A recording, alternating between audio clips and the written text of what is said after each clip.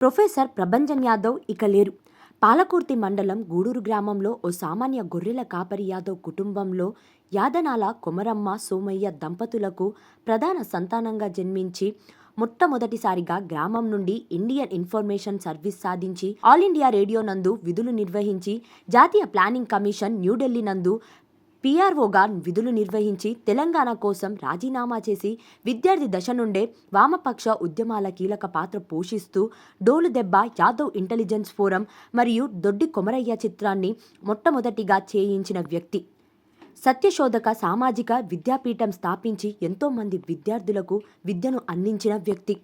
గద్దర్తో పాటు జననాటక మండలిపై తన MPhil థీసిస్ని present చేశారు.